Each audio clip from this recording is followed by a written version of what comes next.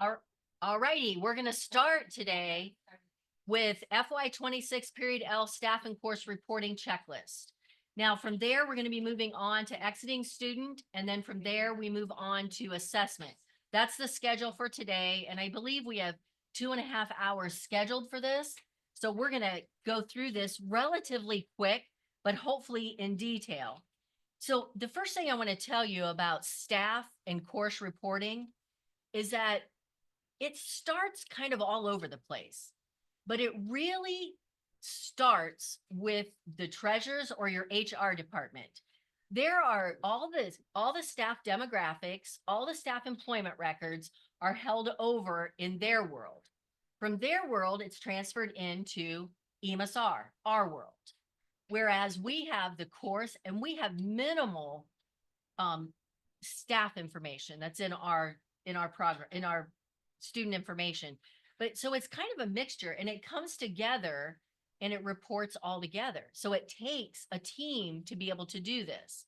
And the first thing that it takes is your EFP team or HR or treasurer's office, depending on what systems you use. So anyway, I do have their instructions too. I don't know how many in here have not submitted their L collection at all. Has anybody not submitted at all? Okay. It's fast. And so you guys know, it sometimes is a mess right in the beginning. So anyway, we're going to start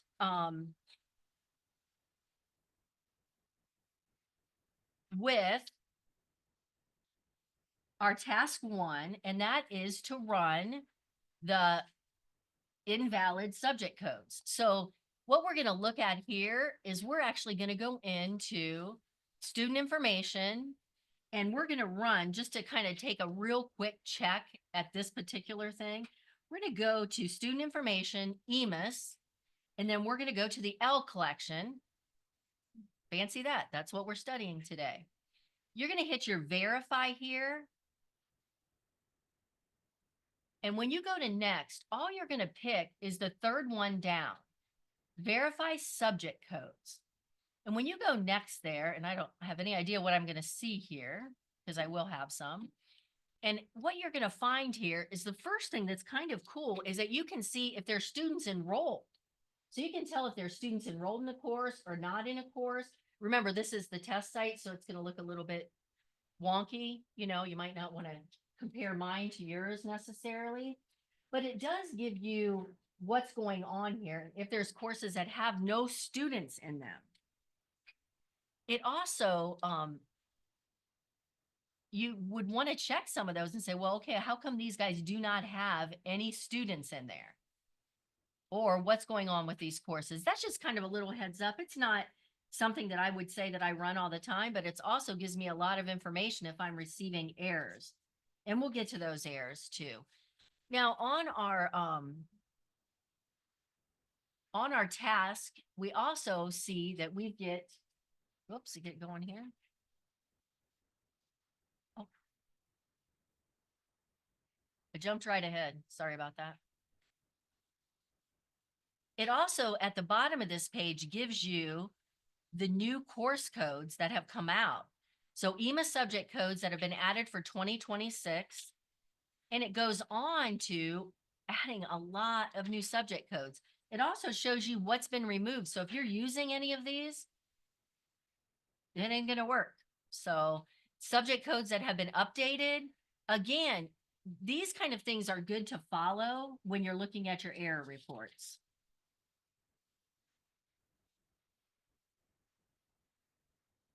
All right, task 2. For those of you who have not ran any of these things, task 2 is a really important task to make sure that you're up on. It's the wipe and new process. Now, this should only be run mainly at the beginning of the school year. You might wonder, and I've ran it later in the school year, so everybody knows I have run this. I had no idea what might happen if you did it later in the school year. It can cause issues if you have changed teachers throughout the school year. If one has left, another one has come in mid-year, it could wipe out that teacher that has left. So you need to be careful about running the wipe and new, but everybody has to run this task. Now you can go into the history maintenance. So we can go into student information, back to EMIS. Then we're going to go to maintenance, teacher history maintenance, and we can see start and stop dates. If needed, if there's a change, you can see where you would change. And we're going to go through that a little later too. But we can see the wipe and new. And this is something that you would want to run at the beginning of every year. And that'll update all of your data and student information for your courses and your teachers.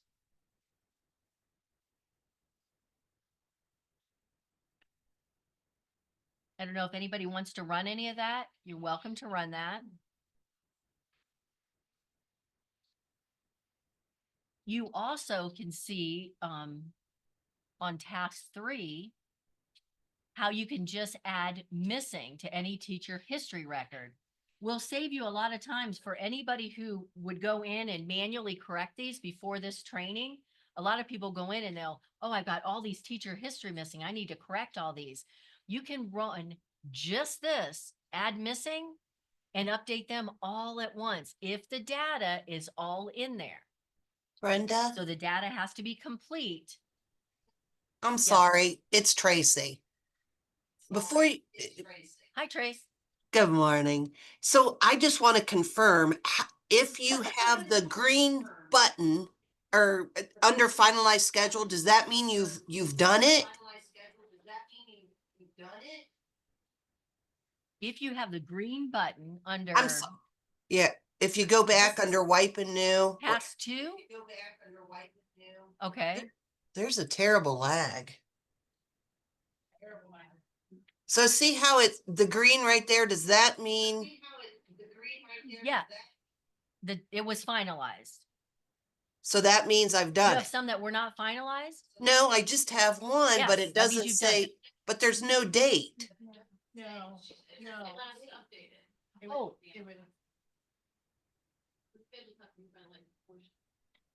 Oh, yeah, before you do wipe and new, you have to finalize your schedule. Right, but I want to make sure when you said we have to do the wipe and new at the start of the school year, how do you confirm you've done that? Look at the date. Like the last updated date. Do you see the last updated date? There is no date. Then you haven't done it yet. You've probably finalized, if your teachers are able to take attendance, you've finalized your schedule, Yeah, but you still have to run the wipe and new. Does that make sense? totally. So I don't think I did it. So that's why I was asking, how do you know? Oh. You know that you've run wipe and new by that date. It will tell you the last time you ran that. So if there's no That makes date, I sense? didn't. Yep, So you'd if you have answer no my. date in there, you have not ran this. Well, that's great because I have new teachers. You need to run this. Thank you. Oh yeah, you want to run that. Thank you. Uh-huh. Okay, so task 3 is to run any add your missing teacher history record. This just makes your job so much easier. Does anybody have any questions on this? Oh, well, and wipe and new isn't necessarily just once, but you want to be careful of your teacher changes. So if you know you've lost a teacher midway through the year, normally at the beginning of the year, the teachers are, they're going to stay.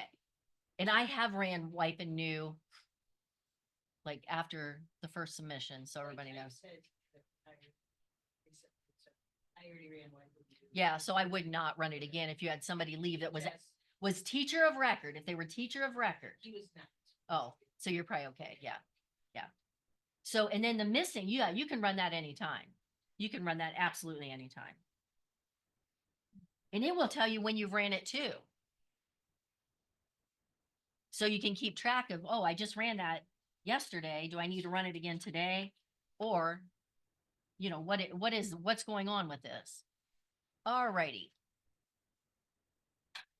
No questions on adding new? Task 4, run the start and stop date option to update any teacher history records. I have not had to run this. I don't know if anybody else has ever had to run this. I have not. The only time I can think that you would have to run it is if you actually have a change in a grading period or a semester or something like that, where you would actually need to go in and change all of this. It wouldn't be just changing one, it would be changing all of these steps. So task 4, as you can see, goes from your semester start dates down to your course section assignment dates. So those are 2 tasks that would have to be run if there's actually been a change, but I don't think it's optional. So I don't think it's something that you're going to have to do. And we're going to talk a little bit about setting up courses. I don't know how many people in this training actually do the actual setup of courses. Normally that's done through your guidance secretary, your guidance office. But I could be wrong. Maybe a show of hands on how many people actually have to set up every single course for their district. But some. So you tell me how much I need to go in depth on this, although you're probably the expert on that. Diane says she sets them up. She does, Diane sets them up. Oh yeah, she probably would. So if we're gonna look at courses, and I think we should go just through this real quick. When we're going into, I'm gonna go to a high school, and we're just gonna go, you can go to any course you want.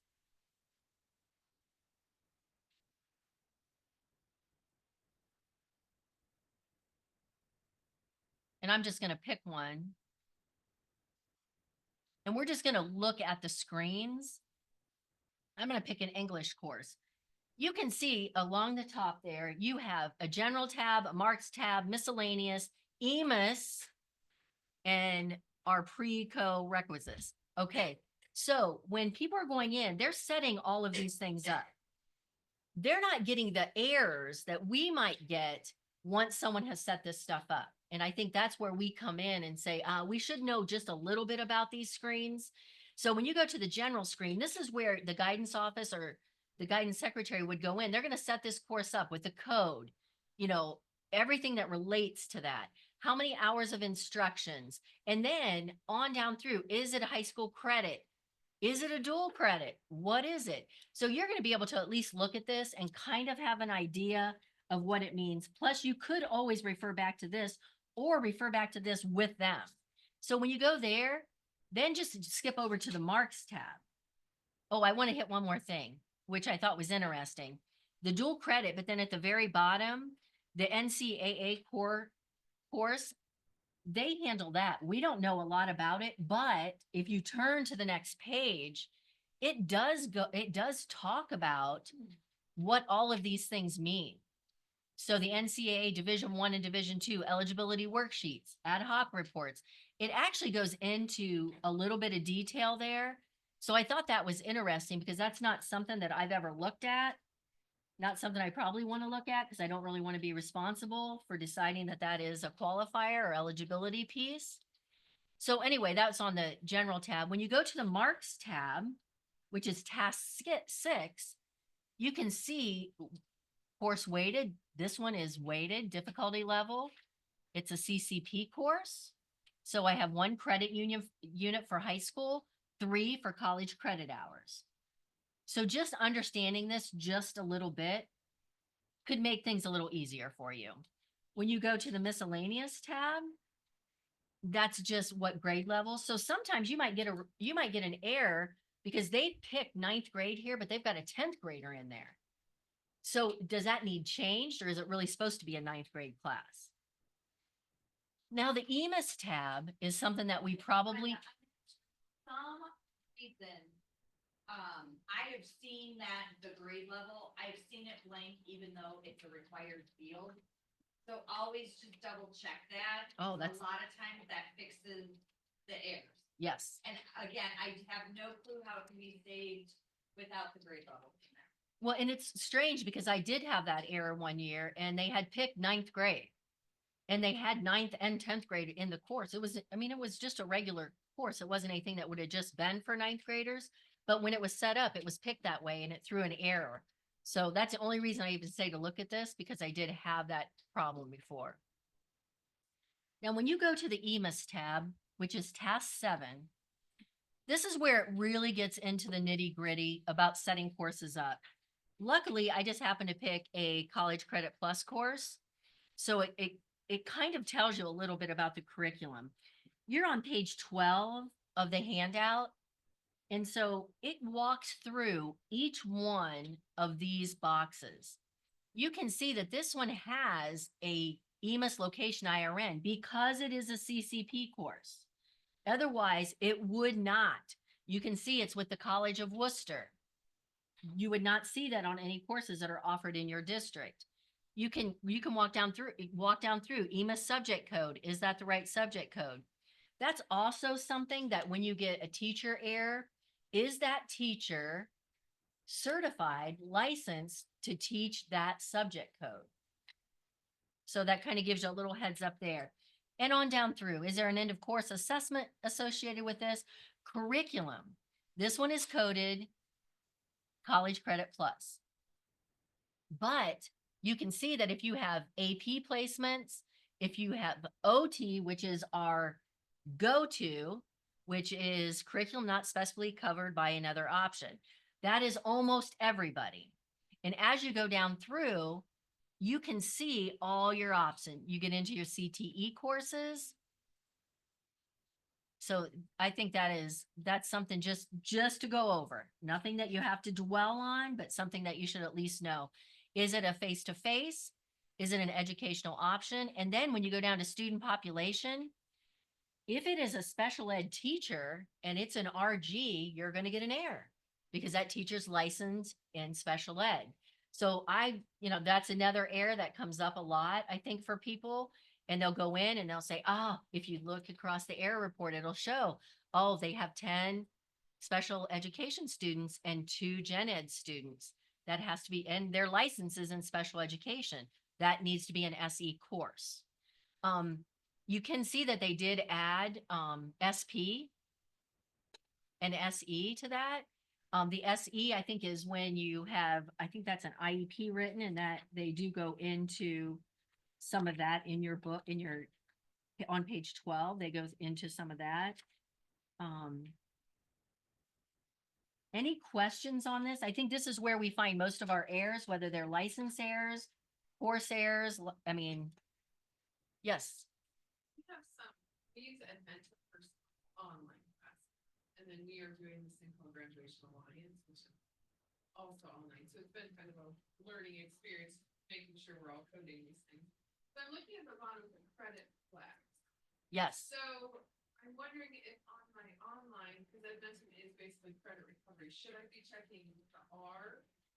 I think that if you on Credit Flex, if I've never really paid attention to that one, but now I'm thinking. yes, it would, most of those courses, if they're online, they need to have the R or the Y, or they will error out. Okay. Those are only, they all have a bunch of errors. Yeah. Nothing's been done on it. Right. So yeah, you would want to go in and you want to know whether it is used for credit recovery work or whether it's an online course that you just offer for kids that are just working online for 2 courses. You know, it might not be credit recovery. I do have a question, if I could please. As like the teacher of record, I mean, does that really? It's how your district, The OL is. right. Okay. Yep. You can It's, also use guidance counselor too. yep. We had errors, it errors like. Yeah. So always double check your counselor. Brenda. Yes. Diane has a question. Yes. You wanna unmute and ask? Yes, this is Diane. So on the marks tab, the course weight is, mine are all coded as 10.00. Is that standard? Like, we do not weight any courses, but I've always been set up as the 10.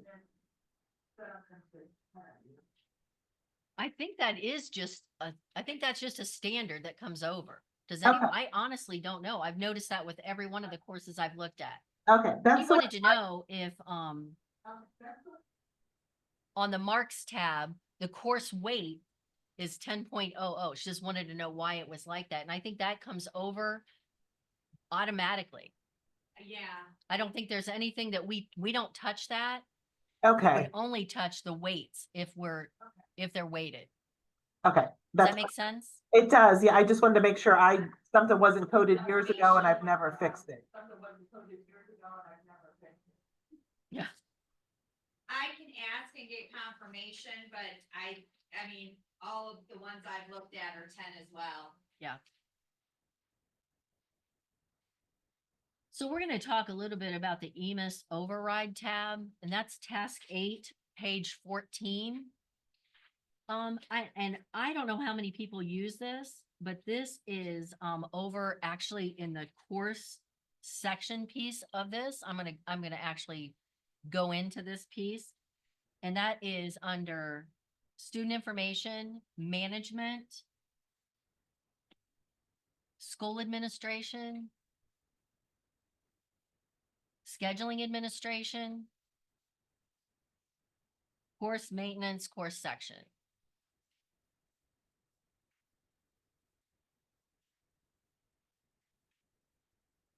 And I'm going to hopefully make a guess on a course, and I did.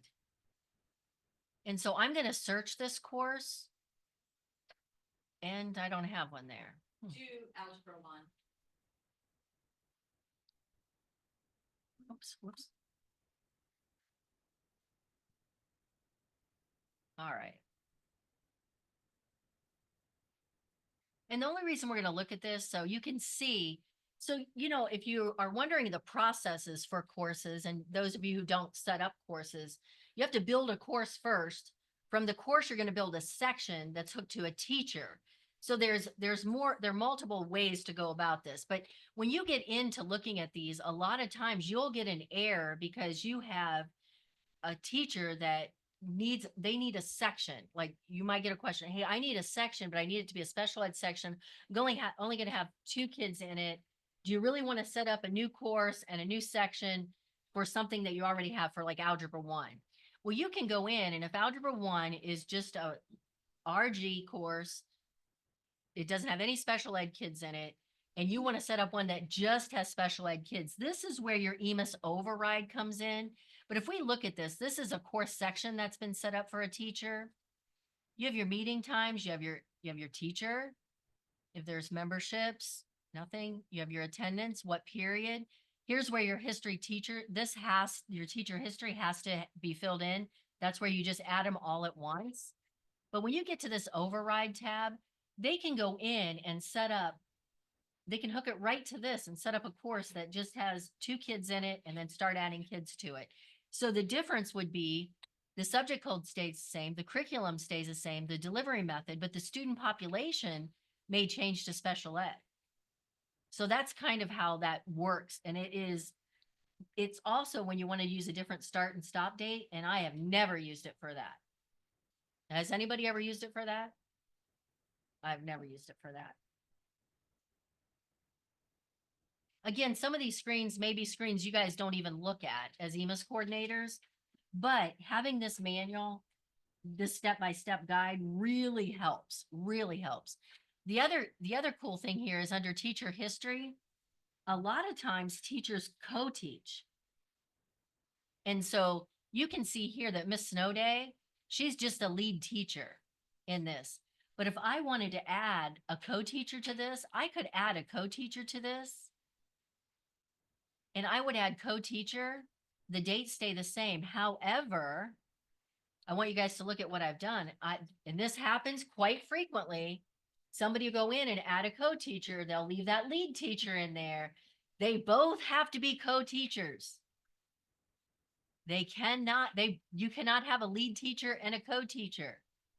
So that creates a lot of errors out there. Or you can't have one teacher and have them as a co-teacher. They have to be the lead teacher. So those are just heads up on, these are just EMIS errors that I have ran into frequently. So, yeah. I have one right now that I have here, but the teacher's on maternity leave and somebody went in and added the long-term sub as a co-teacher and they still have the lead teacher there. Should I go in and change the dates from the lead teacher when she left for maternity leave and then make? That's what I would do. Yeah, I mean, she's not monitoring that class, so she's not co-teaching that class. So yeah, I would definitely make those dates. Yep, make those date changes. Okay, we're gonna go on to task number 9.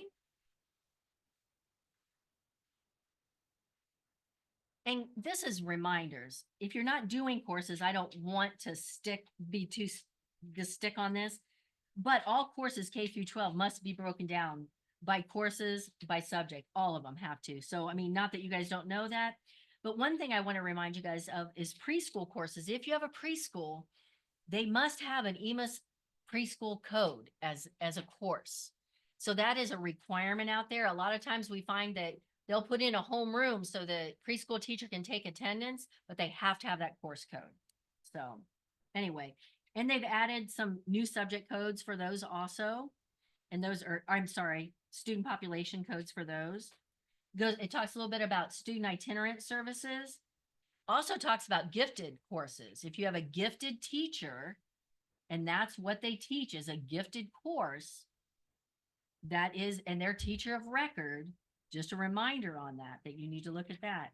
If you have an ESC that's teaching a course. You also have some home instruction, and that's on page 17. And these are just reminders. I know you guys don't need me to read this to you, so I won't read it to you, but these are some pretty good reminders. College Credit Plus, also post-secondary. Make sure that these courses that are taken through the colleges are set up on the student's schedule. Now, remember that just because you call it one thing and the college calls it another thing, doesn't mean it's not okay. But you will get that really weird report at the end of the year, that potential college credit report that draws from the college and says, you don't have anything that matches this stuff. You have psychology, but you don't have psychology 101. And so those are just some odd things that do happen, but you do want to make sure that if your kids are in college credit, that those courses are set up and on the student's schedule. I don't know if anybody uses the Credit Flex courses. There's a little blurb on that. And then it just goes in to tell you that all course codes can only be up to 15 characters.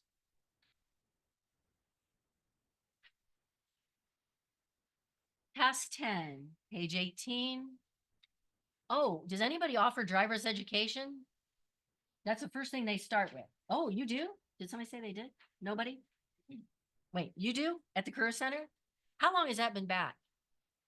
Has it 3 years? Used to offer that in the 70s, used to offer that in high school, just so you guys know. Yeah. Back in the day. So anyway, this would definitely only have to do with the Career Center, driver's education, counting as elective credit for state graduation requirements. On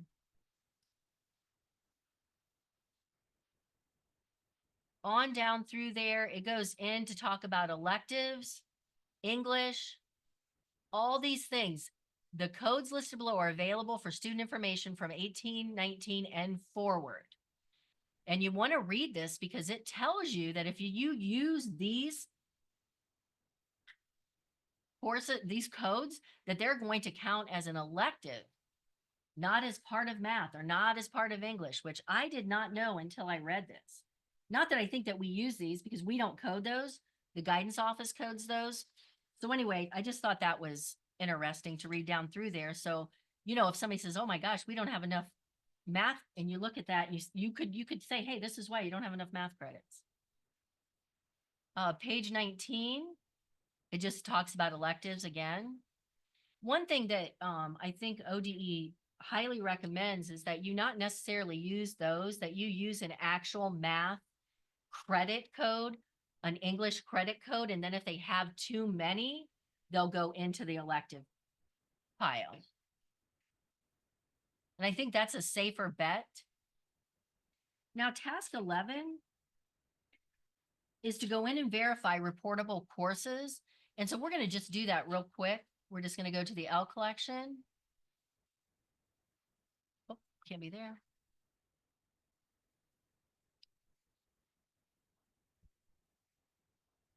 So you're going to go to student information, EMIS, staff course, L collection, and then just verify reportable courses.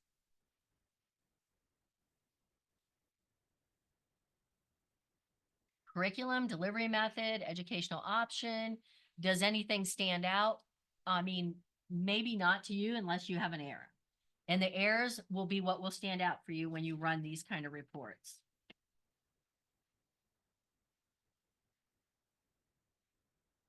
On task 12,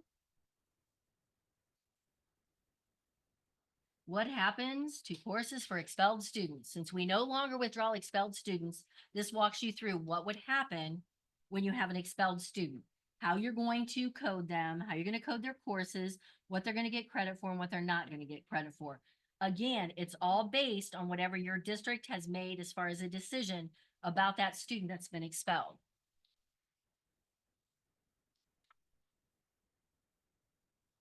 Task 13, verify course information, make any necessary changes. You know, this report is a great report for the guidance office to use. Again, it might not be something that you're going to pull up and use yourself. But this might be a great resource for them. And it gives plenty of detail, and they can look at that and they might spot an error that is not coming up as an error, but is not how they want something coded. And if you want to see that, all you have to do is type, oops, I think I got to get that right. CRSE, I think, at the top. Oh, wow. There we go.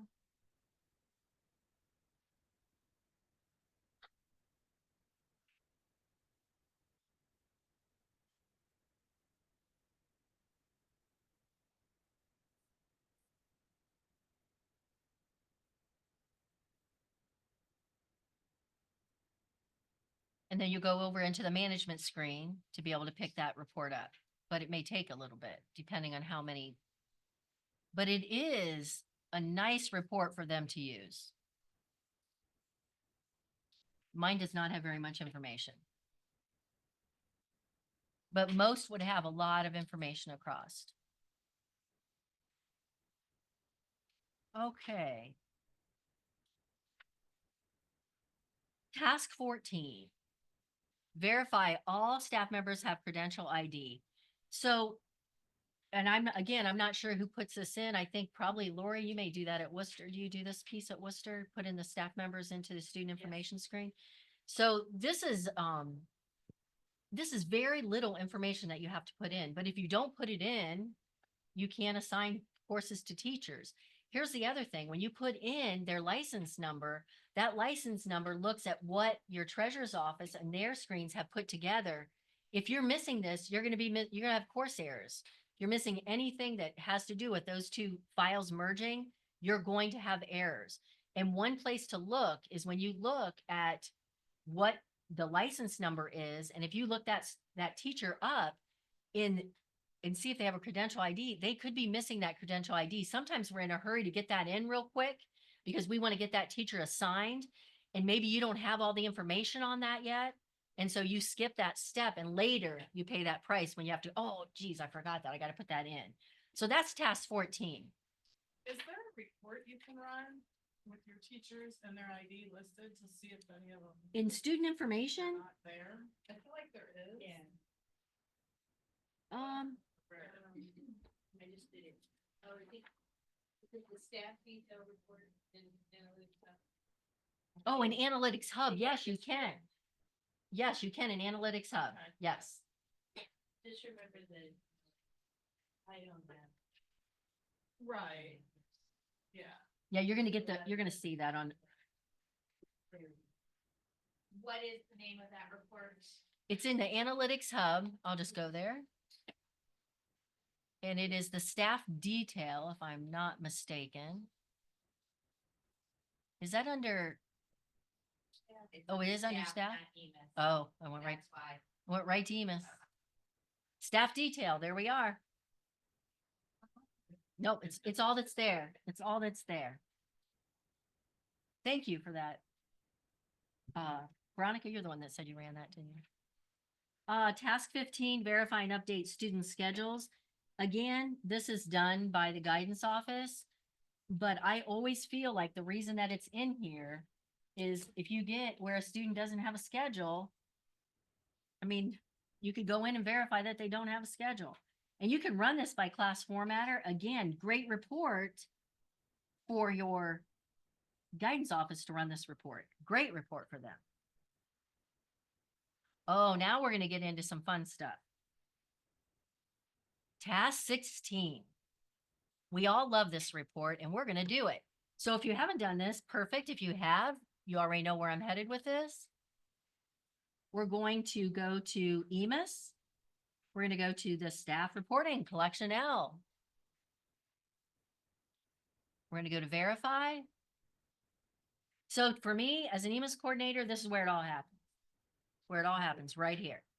And so I'm going to pick verify, update course class list, which is CLISEMIS and CTRMEMIS. And I go next. And I just want to verify here. I just want to see, do I have any errors? And honestly, I don't know. And I do.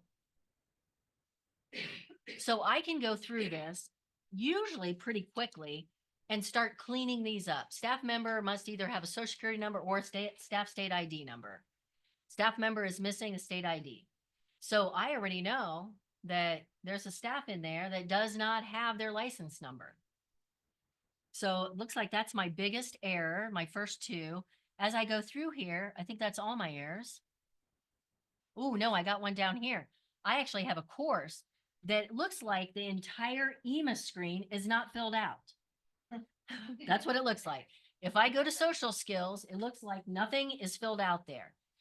And including there is a staff member, but that's it. So I would probably want to get a hold of my guidance office and say, hey, this course needs completed. Same thing with if I go down one to my spelling, I can see that the curriculum code is invalid. Educational option is invalid. So this is kind of a quick check that sometimes you can just clean up yourself. I can see Spanish hours of instruction must be greater than 0. Not that I know what those hours might be, but it gives your counselors and your guidance office a really easy way to check on all of these. So this is one thing that I always make sure is clean before I transfer my L collection over into EMISR. This is one of the things that I feel like I control, or I have a team to help me control.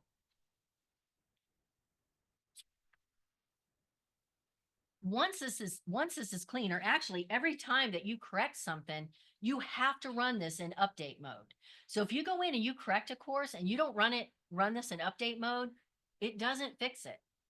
So you have to remember that. I've done that where I've corrected my courses, I've sent my information to EMISR, and I'm like, I have same errors. I don't get this. I don't get it. It's because I never ran it in update mode. So make sure that you're running that, you verify mode to correct it, update mode to finish it.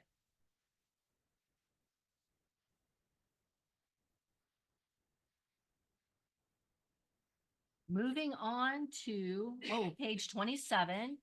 And this just gives you some extra information on what you've just done. Stop and start dates, all kinds of stuff in here. I went through this just for my own information.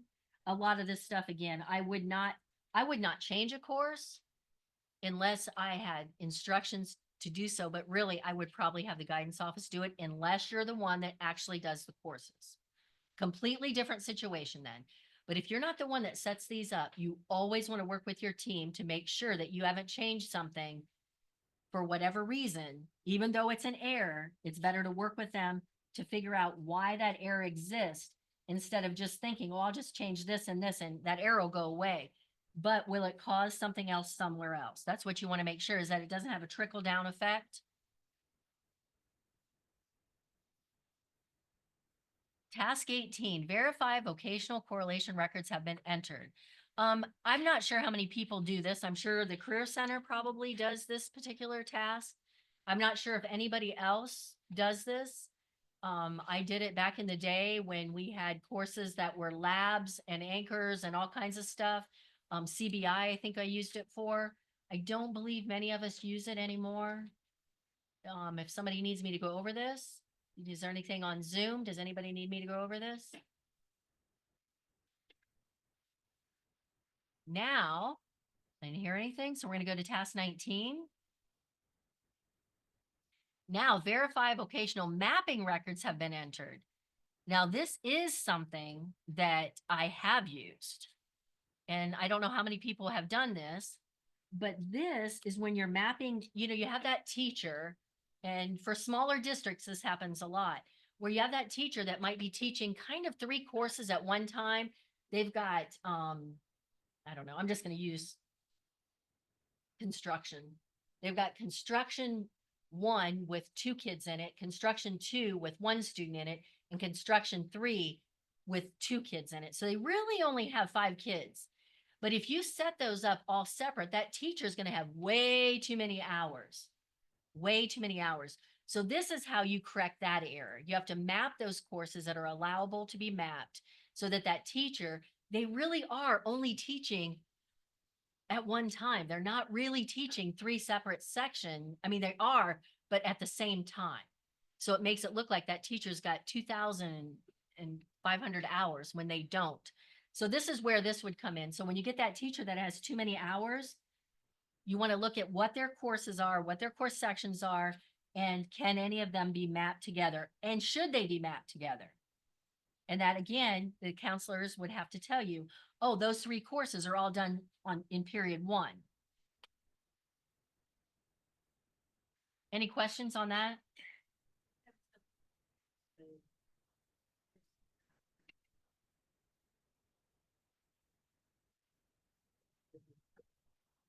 Oh, yeah, you can delete that. So what happens, Veronica, is sometimes you'll map courses together and then they won't offer. Okay, they won't offer that course the next year. So then you're going to get that error because you've got it mapped together and it's already come over.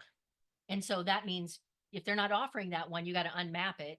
Now, are they offering something else? You'll find that out if you get a teacher error with too many hours. Okay. Okay. Oops.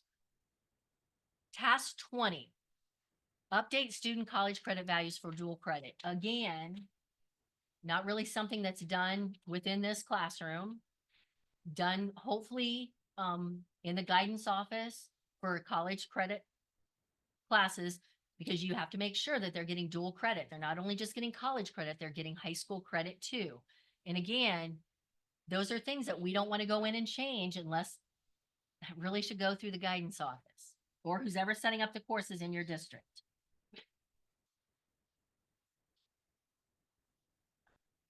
But again, I think all the information in here is priceless if you're really just looking for a quick fix, or if you have people in your district that depend on you to have the answer for everything. And I'm sure none of you have that, so we won't go into that. I do think like EMIS is the go-to person. And so I think that's why you find like some of these trainings are pretty in-depth. Not that it necessarily has to do with something you're doing, but it could have to do with something you're going to be asked about. Do you have to have those answers? No, but you may have those answers and you may make it easier for someone in your district. Oh, righty. So task 21, page number 32. Clarification provided for the 3/3/25 during ODU ITC EMIS conference call. If a student is in a course and they complete at least half the course, they have to have a grade reported, or if they earn a credit, they need to have a grade reported. That's where you get sometimes your missing grade report. And again, that's something you're working as a team. You don't know if this student, did they forget to put a grade in? Did they not complete half the course? You don't know, but that's a report that should be shared with the people that would know. So again, back to your guidance office or your high school secretary, whoever might handle that. You see, I'm not just putting all this on you. I'm telling you where to go, kind of. Reporting terms. Oh, reporting terms maintenance. We shouldn't actually have to do a maintenance on reporting terms. But if we do, we have clear instructions on how to do it. I think last year was one of our biggest years for having, because of the weather. I think a lot of us were affected by reporting terms. We had snow days, we had all kinds of things that just messed things up that we had to go in and clean up. Will that happen this year? I don't know. Has anybody, I don't know what the weather forecast looks like for this winter. I don't know what the groundhog's seen. I have no idea. But it walks you through the step by step if you need to do that. And that's clear through page 35.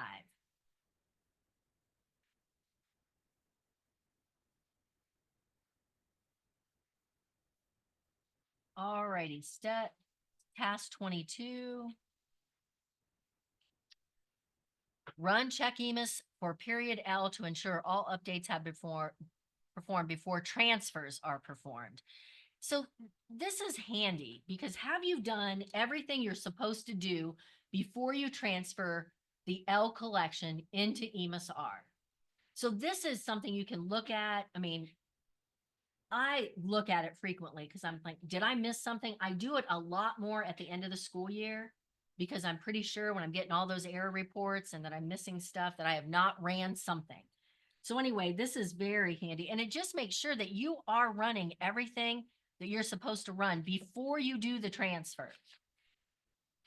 So what we've done so far is we've checked all of our errors in the L collection. We've cleaned up everything we could clean up. And you know what? We're ready to create the flat file and we're ready to transfer it. So the L collection is kind of short and sweet. And then when you get to EMIS R, it's not so sweet or so short.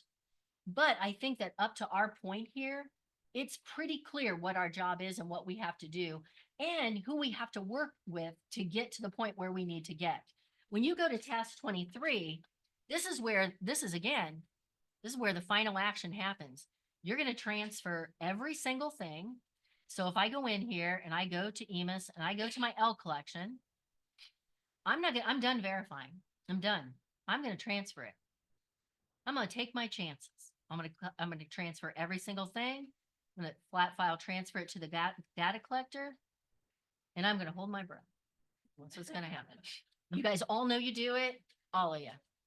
So we're not even playing. We all know we do that, which, the cool part about this is that you can do this every single day till you get it cleaned up. If you got that kind of time, you can keep doing it. It's perfect. And so once it gets transferred to the data collector, our job is not done. It's just not done. I always check to make sure that it went through my management screen and it is clear. So what's not in here is, okay, so I just transferred it to the data collector. My job's, that's it. Well, let's not go there. Let's go into EMIS R. Just as our last ditch hope here.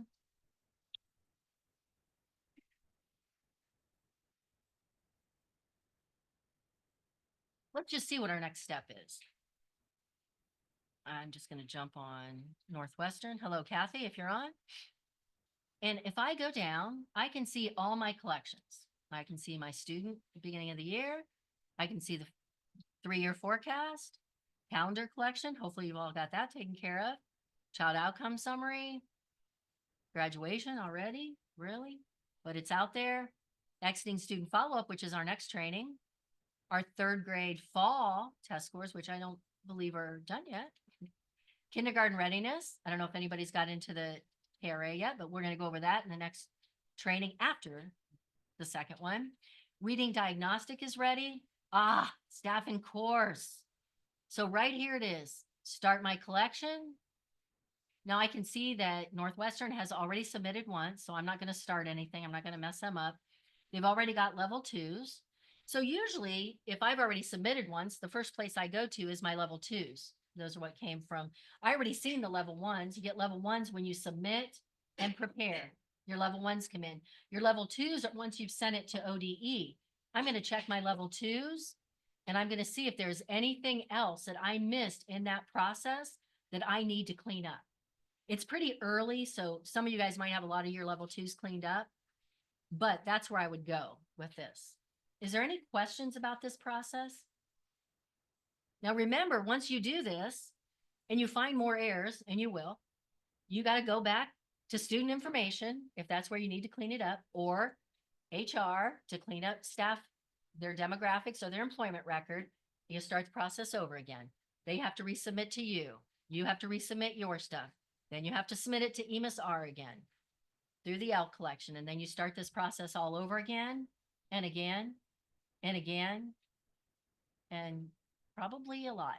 And what would you say is a good frequency? How often? Well, with the L collection, I would say maybe once a week, once every other week, because you're kind of at the mercy of the people that are doing the employment and the staff records. So if those records aren't correct, you're going to have to wait for them anyway. And so your stuff, you could clean up, but if they don't clean their stuff up and it's not meshing right, if they don't have a license number in, or they don't have an ID number for somebody or something crazy, it's not going to go anywhere. So does anybody have any questions about the L collection? Did I miss anything? I do have a question. I want you guys to know, I'm not, oh. Okay. Okay, I'm sorry, this is Diane again. So my staff my treasurer's office has given me the staff record, and we have worked and got it all cleared now. I do report my staff still because of course changes throughout the year. Do I have to should I be asking them for updated files? Wait, can you state that again, Diane? Yeah, my treasurer's office, I've worked with them. We have all of our staff errors cleared. So I continue reporting my staff. Do I need to ask them for the file every time I submit, or just go with the initial file that's correct? Oh, no, as far as them, if their file is good, you do not ask for them to submit again. Trust me, do not ask for them to submit again. That's what I I'm was gonna repeat thinking. that. Once it's clean, it's clean. And now if they have changes, that's a whole new story. Then they do need to submit again if they say, oh my. So I would give them, once you start getting these reports back, you get level 2 reports. Right. You should send your treasurer's office or HR that employment and demographic record to make sure those are right. You may have no errors. You may have none, but there could be errors in there that you know nothing about, but they might be able to look at that and say, oh my gosh, the years of experience, I forgot to update that, or I forgot to update these 5 license. Okay. They're a doctorate. So those are things that's why you don't keep your EMIS reports to yourself. You Okay. share those reports because you don't know if there's errors. So yeah, you don't want to ask them unless it's really necessary, once it's clean, for them to submit that again. Okay. Now, if they have questions, once I give them these reports, do they reach out to you? Yeah, they would probably reach out. They would reach out to you if they have questions. Okay, But I can't tell you that you would know the answers to those questions. right. They would know the answers to those questions to those 2 reports, definitely. Okay, thank you. Okay? Okay. I just want to make a quick comment. If you had last year's, which I keep last year's until this year's, but they pulled out the setting up the OTC courses. It is now a completely separate procedural checklist because, we just needed another one. But it is in the Learning Center under procedural checklist, under EMIS, the setting up the OTC courses. So again, they pulled it out from last year's L checklist, made it its own checklist. It is 12 pages. So if you are the person that does that, you can pull up that checklist as well. We may have found some of those now. When we did the first round, we didn't think we had any of those, and we did find that we may have some now. So anyway, we're going to take a 10-minute break. And when we come back, we're going to start with exiting student follow-up records, FW procedure checklist. Okay, we're going to turn the recording on. Okay.